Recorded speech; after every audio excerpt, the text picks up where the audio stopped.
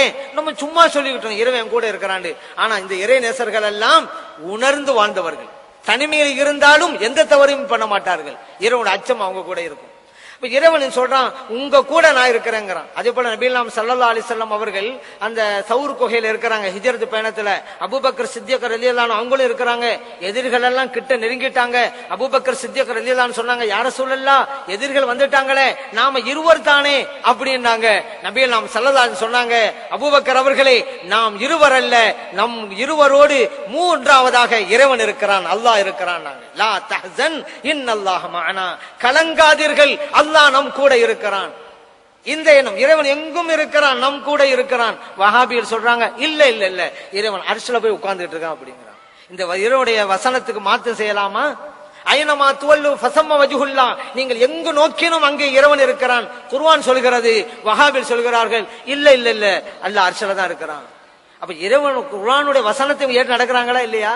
குர்ஆன் பர நடக்க முடிக்க வந்துட்டாங்களா இல்லையா? அப்ப குர்ஆன் சொல்ல கேட்க வேண்டியதானே?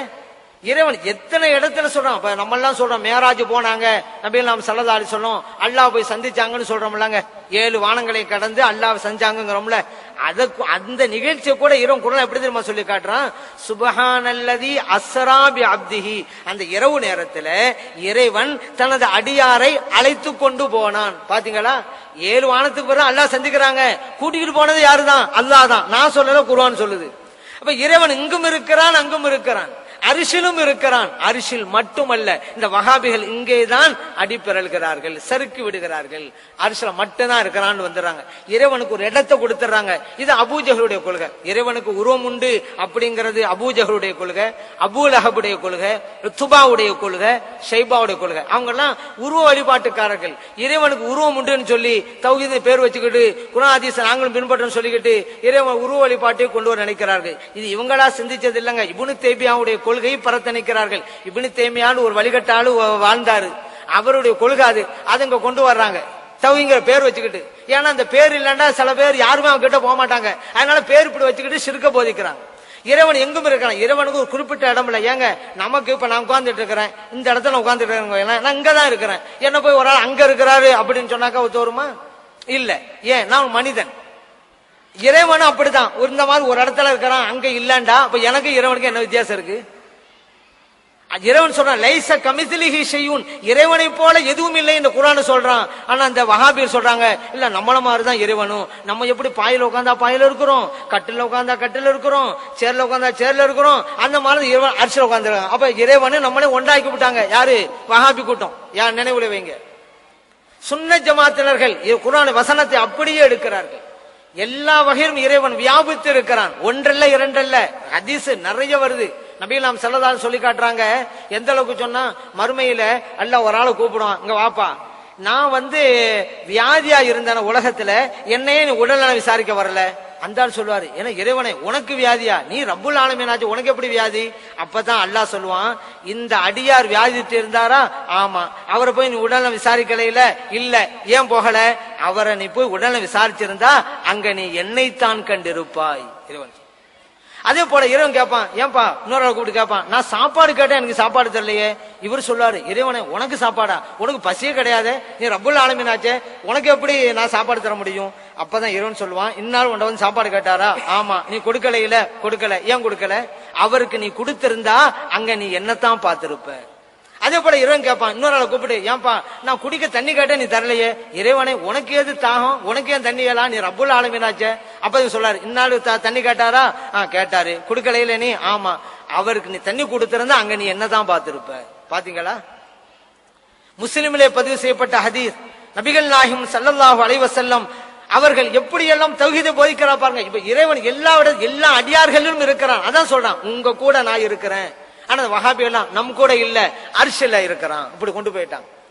ஹதீஸுக்கும் குர்ஆனுக்கும் மாற்றமான கருத்தை. எந்த அளவுக்குன்னு சொன்னா, ஒரு கட்டத்துல சஹாபா பெருமக்கள் வந்துகிட்டே இருக்கிறாங்க.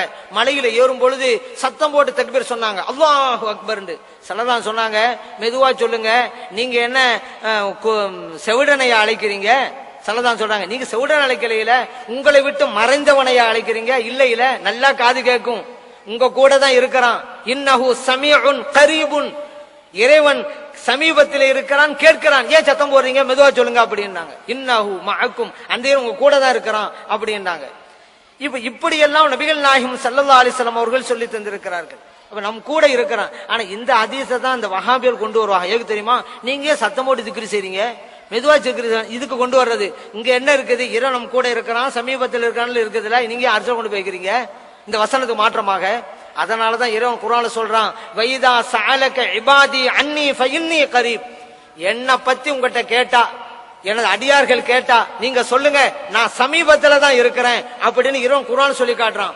இறைவன் சொல்றான் நான் சமீபத்தில் இருக்கிறேன், வஹாபியர் சொல்றாங்க இறைவன் அர்ஷிலே தொலைவில் இருக்கிறான் என்று. அப்படியானால் குர்ஆன் பிரகாரம் நடப்பது யார்? சுன்னத் ஜமாத்தினர் தான். குர்ஆன் ஹதீஸ் சொல்றது சும்மா, ஆனா வஹாபியர் குர்ஆன் பிரகாரம் நடக்கிறது இல்லை. எல்லாம் குர்ஆனுக்கு மாற்றமாக இறைவனுக்கு எதிராக செயல்படுகிறார்கள். இறைவன் சொல்றான் நான் சமீபத்துல தான் இருக்கிறேன், வஹாபியர் இறைவனை பார்த்தேன், இல்ல இல்ல நீ தூரத்துல தான் இருக்கிற, இறைவனுக்கு எதிராக கருத்து தெரிவிக்கிறார்கள். இதுவா சரி? அதனால குர்ஆன் ஹதீஸ் பிரகாரம் முடிவுக்கு வந்துட்டா இறைவன் எங்கும் இருக்கிறான். அவனுக்கு உருவம் கிடையாது, அவனுக்கு குறிப்பிட்ட இடம் கிடையாது. இடம் காலம் இவற்றுக்கு அப்பாற்பட்டவன் தான் இறைவன். ஏன் நாம் இடத்திற்கும் காலத்திற்கும் உட்பட்டவர்கள். இறைவன் அப்படித்தான் இருக்கிறான்னு சொன்னா அப்ப இறைவனும் நம்மளும் ஒண்ணு. அப்ப என்ன வித்தியாசம் இருக்கு? படைத்தவனும் படைக்கப்பட்ட நாமும் ஒன்னா? இறைவன் குர்ஆனிலே எவ்வளவு வித்தியாசத்தை சொல்லி தர்றான். நபிகள் நாயகம் ஸல்லல்லாஹு அலைஹி வஸல்லம் அவர்கள் எவ்வளவு வித்தியாசத்தை சொல்லி தருகிறார்கள். அப்படி இருந்தும் கூட இறைவன் அர்ஷில இருக்கிறான், அர்ஷில இருக்கான்னு சொல்ல முடியுமா? இறைவன் குர்ஆன் சொல்றான், வ யஹ்மிலு அர்ஷ ரப்பிக ஃபௌகஹும் யௌமைதின் சமானியா, 8 மலக்குகள் சேர்ந்து அர்ஷ சுமப்பாங்க.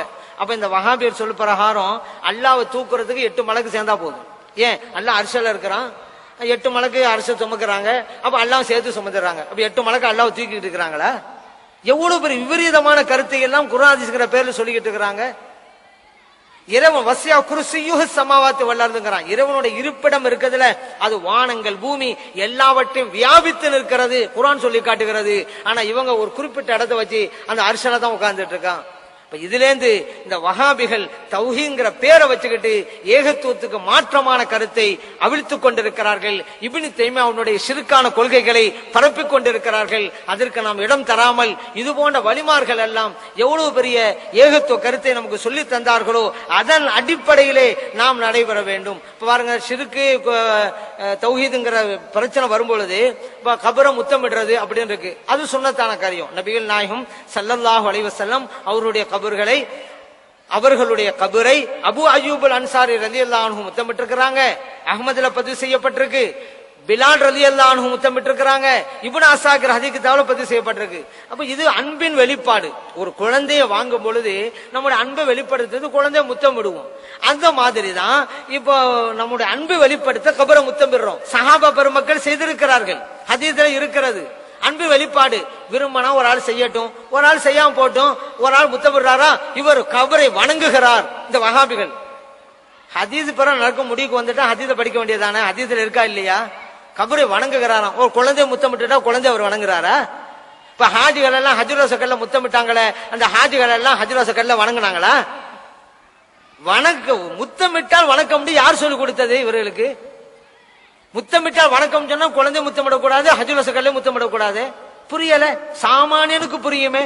நாங்க தான் குர்ஆன் ஹதீஸை கரைச்சு குடிச்சங்கிறாங்க, அடிப்படை விஷயம் கூட தெரியல. அதனால மார்க்கம் வழிகாட்டுகிற பிரகாரம் எந்த ஒரு காரியத்தையும் நான் செய்ய வேண்டும், எல்லாம் இறைவன் செய்து கொண்டிருக்கிறான் அப்படிங்கிற என்ன வரணும். அதை இறைநம்பிக்கையாளர்கள் உயிரா உள்ளவங்க உதவி செஞ்சாலும் சரிதான், வலிமார் உதவி செஞ்சாலும் சரிதான், இறைவன் தான் எங்களுக்கு உதவி செய்கிறான், இவர் மூலமா உதவி செய்கிறான் அப்படி நம்பிக்கை வரணும். எத்தனையோ பொருட்கள் வெறும் பட்டை, மரப்பட்டை அல்லது வேறு, அதை கஷாயம் குடிச்சு கொடுத்தா வியாதி போயிருது. மரப்பட்டை வேறெல்லாம் இறந்து போனதுதான், மையத்து தான். ஆனா அதை கொண்டு அல்லாஹ் நமக்கு சிவா தந்தானா இல்லையா? அந்த மாதிரி தான் இறைவனை பொறுத்த மட்டும் உயிரா இருந்தா என்ன, இறந்து போனா என்ன, அல்லாஹ்வுக்கு அந்த வல்லமை இருக்கிறது, யாரு மூலமாக உதவி வெளிப்படுத்துவான். இதுதான் அடிப்படை தௌஹீது.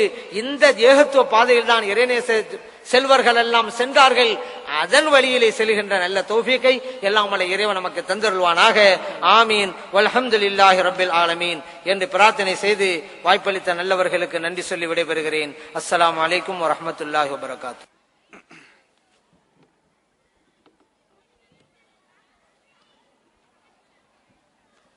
नारे तकबीर, नारे तकबीर, नारे तकबीर।